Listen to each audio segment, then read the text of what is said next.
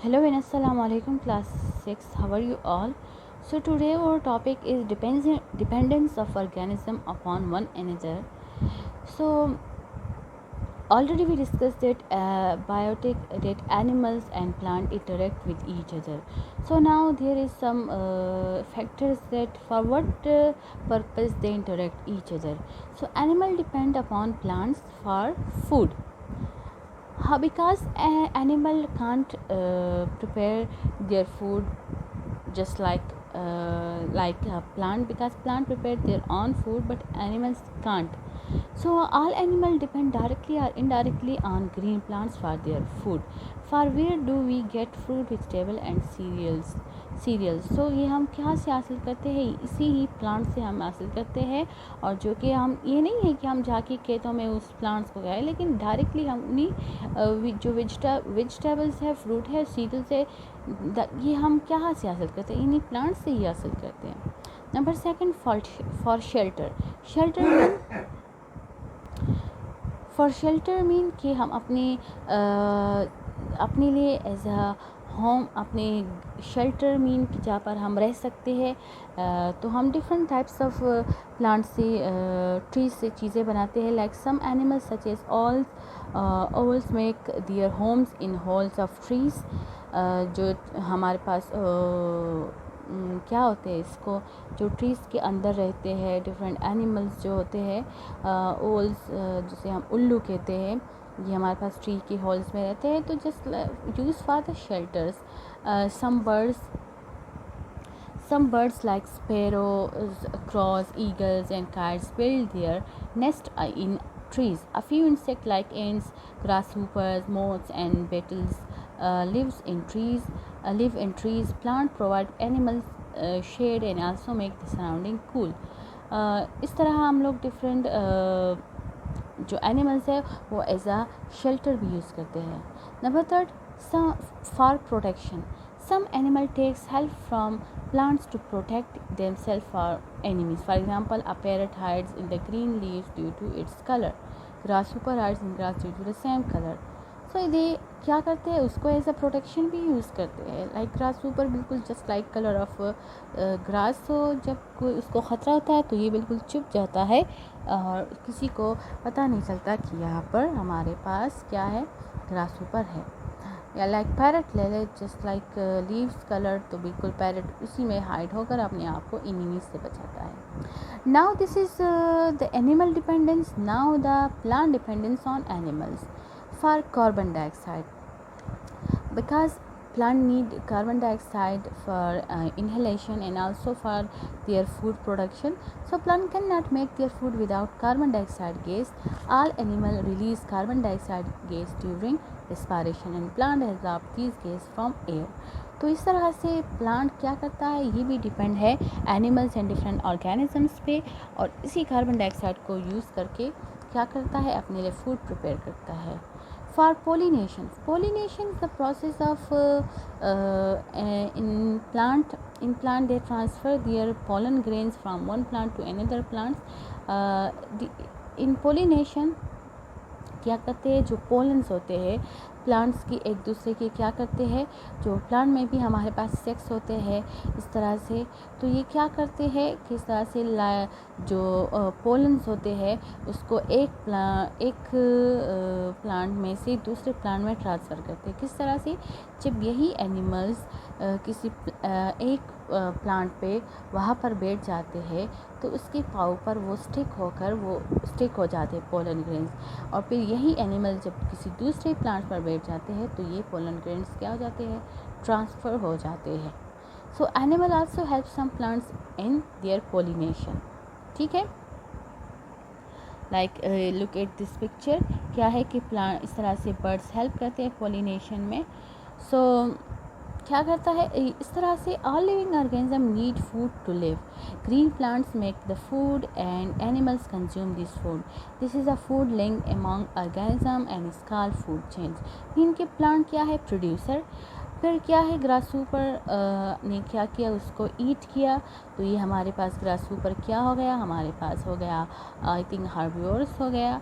फिर हमारे पास क्या है कि जो फ्रॉग है, फ्रॉग ने उसको ईट कर दिया, किसको, ग्रासहॉपर को। फिर हमारे पास क्या था, जो स्नेक था उसने क्या कर दिया, इस तरह से मेंढक को। तो ये हमारे पास क्या है कि हमारे पास एक फूड चेन बन जाता है। Now, abiotic component. Abiotic component means non-living components like temperature, soil, air and water are abiotic component environment. So इस तरह हमारी डिफरेंट लिविंग ऑर्गेनिज्म का एक दूसरे के बीच में इंटरेक्शन होता है। इस तरह हमारे पास बायोटिक कंपोनेंट का एबायोटिक के साथ भी इम्पोर्टेंट इंटरेक्शन होता है। And without abiotic component we can't live here. So first one is light. Light is very important abiotic factor for the environment. Especially you know that in the presence of light, plant can prepare their own food. So for plants, light is very important. The ultimate source of light energy is the sun. The chief source of light energy जो हमारे पास है वो sun है. So plant needs sunlight for photosynthesis. All animals use the food prepared by plant. Most animal including human being need sunlight for most of their activities.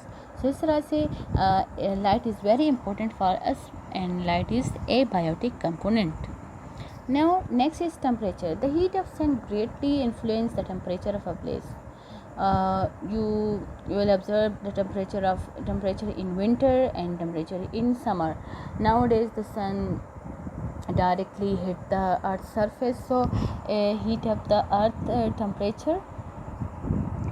So इस वजह से क्या है कि टेम्परेचर बहुत ज़्यादा इन्फ्लुएंस रखता है, असर रखता है. Some places on the earth like desert are too hot and other like glaciers are too cold for animal and plant to survive. There is a great difference of temperature between day and a night of a desert. The day are hot and nights are cold.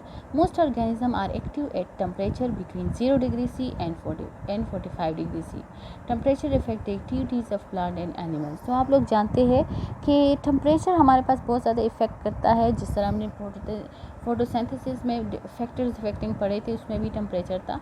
किस तरह से temperature की भी ज़रूरत होती है और इसकी मदद में प्लांट जो है वो फूड प्रिपेयर करता है और हमें भी टेम्परेचर चाहिए होती है. अगर हम, क्योंकि हम लोग फ्रॉम बिलो 0 डिग्री सी और 45 डिग्री सी के बीच में ही हम लोग रह सकते हैं. इस वजह से हमारे लिए टेम्परेचर बहुत इंपॉर्टेंट है. Next one is air. Air is important abiotic factor. Air is a mixture of gases. Air contain different gases which important for life of animals and plants. Animals and plants respire in oxygen of air. Respiration is an energy process, necessary process to live. Plant, in addition to oxygen, also need carbon dioxide for air to make their food. So air, already we discussed detailed chapter air and different composition and also the mixture of gases. So air हमारे लिए भी बहुत important है for respiration and also plants के लिए भी ज़रूरत है, क्योंकि plants क्या करते हैं, उस कार्बन डाइऑक्साइड यूज़ करता है और हम लोग ऑक्सीजन. तो इस तरह से air is also important abiotic factor for biotic component. Next is soil. Soil is very important for plant growth and it is important factor of environment. Without soil, most of the plant would not exist. Plant get water and necessary mineral from soil. Bacteria present in soil provide important compound to the plant. Men provide fertiliser to the soil. इस तरह soil भी important हमारे पास role रखता है plant growth में. हमारे पास plant soil में बहुत इंपॉर्टेंट मिनरल्स होते हैं जो कि प्लांट क्या करते हैं, उसको यूज़ करके डिफरेंट हमारे लिए फूड बनाता है, वेजिटेबल्स बनाते हैं. और इस तरह बैक्टीरियाज जो होते हैं ये हमारे पास डिफरेंट इंपॉर्टेंट कंपोनेंट्स देते हैं प्लांट को. And men provide fertiliser to the crops through soil. Soil के ज़रिए फर्टिलाइज़र को हम क्या करते हैं, उसको देकर हमारे लिए प्लांट जो क्रॉप्स ग्रोथ है वो इंक्रीज़ हो जाता है. The last one, water, which is very very important for biotic life, because water is essential for life. It is present in environment of every plant and animal. The amount of rainfall throughout the year determines the amount of water available at any place. तो अब हम देखते हैं कि एक जगह पर water की अवेलेबिलिटी कितनी है, तो हम वहाँ पर रेनफॉल को ही वहाँ पर डिटरमाइन करते हैं कि वहाँ पर कितना पानी होगा. A large number of plant and animal is found in tropical rainforest because of heavy rainfall. Very few plants and animals are found in desert because of less rainfall. Many plants such as water lily and hydrilla are found in water. Can you name a few animals that are also found in water? So in plants there are a large number of aquatic life are present, aquatic animals. So बहुत सारे हैं. तो आप खुद देखें, जहाँ पर पानी की अवेलेबिलिटी ज़्यादा होती है हम वहाँ पर रहना पसंद करते हैं. तो plants, animal and microorganism they all need water. So जहाँ पर वाटर की अवेलेबिलिटी ज़्यादा होती है वहाँ पर लोग ज़्यादा रहते हैं. बहुत कम अमाउंट ऑफ ऐसे एनिमल्स एंड प्लांट्स होंगे जो कि हमारे पास लो रेनफॉल में ही रहना पसंद करते हैं. Organisms living in desert have developed special features to store water in their body. The cactus in a desert plant, its fleshy body and spines help it to store water in its body. Have you ever heard that a camel can go without water for a week? सो ये आप लोगों ने सुना होगा कि camel जो है ये अपने अंदर पानी को स्टॉक करता है, स्टोरेज करता है. इस वजह से ये हमारे पास काफ़ी वीक तक अगर ये पानी इसको ना मिले तो ये हमारे पास क्या कर सकता है, ये चल सकता है. जो प्लांट्स है कैक्टस, आप लोगों ने देखा होगा कि ये भी हमारे पास इसकी जो लीव्स होते हैं, स्पाइंस क्या करते हैं, उसमें वाटर स्टोर होते हैं. So this is about the abiotic factor and abiotic dependence biotic dependency on abiotic factors. So if you have any question regarding this topic, you can ask in the comment section.